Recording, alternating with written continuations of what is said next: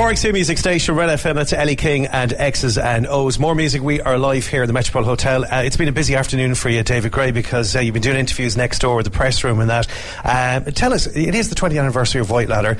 You've been in Ireland quite many times, and when I say this, back in the late 90s, you would have played a lot of small, intimate venues around Ireland, the likes of Listowel, Killarney and Cork here as well, and that, which would have been around the time of the start of White Ladder and that. How does it feel now, 20 years later, to see this doing an anniversary tour?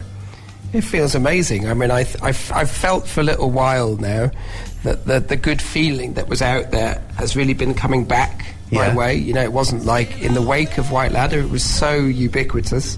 I don't think anybody knew quite what to do in the aftermath. It was like the party ended and we were all looking at each other and we'd all taken all our clothes off. The thing is, well, I had. So it was like after that, it was a tough act to follow, an impossible act to follow, and I didn't really try and follow it, and I didn't try and become that person who sits on the couch chatting the chat, and sort of household name kind of thing. I've just kind of carried on doing my thing. Because this album was self-financed. This is something that you recorded in your house, actually. That's right. Yeah, I remember that actually. It's one of the remarkable parts of the story. I mean, the success it had here on an independent label. You know, we'd had very little money to put behind it. There was no real production budget for making the recording budget, and there was no real marketing budget.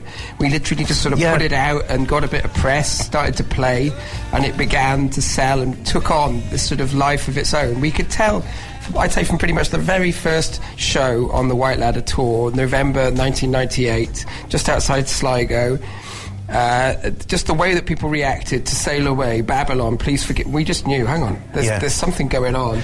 And that feeling just carried on, and the whole thing just began to have this festive atmosphere, which literally just didn't stop. It got bigger and bigger and bigger and bigger. It literally blew up, considering that you record the album at home. And I remember reading an interview you had done with Sound and Sound magazine. It was kind of like the tech side of the album, and you literally had to stop recording it sometimes when the county council were outside doing some roadworks and stuff. Hackney Council, but very organic, the album.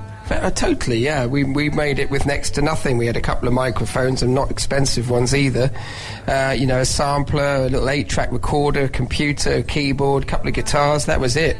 But we had the sort of creative spirit to make something, and we wanted to make something a little different, and we put everything we had into this little record. So it's a humble and very intimate record, really. It's got big songs, but when you listen back to the music, it's actually quite small scale. We couldn't go for the big production. We just didn't have the means of doing that. How does it feel coming from that to doing the likes of stadium tours and doing the big thing? I think that the songs survive on a big scale because of the good feeling that's in the crowd. So, you know, and because playing live is something, that's how I've sort of made my way in the music business. That's been my approach to succeeding, is to get out and play. So I know about the live thing. You know, I know what to do. It's where I'm most comfortable. So I can take these songs and give them to the crowd. So it feels like, even though that they're humble on record, they can fill that space when you take them into a big place. You were chatting to Izzy earlier on, David, and we were talking about connecting with new audiences and that. How do you feel your strength is on that? Connecting with the next generation?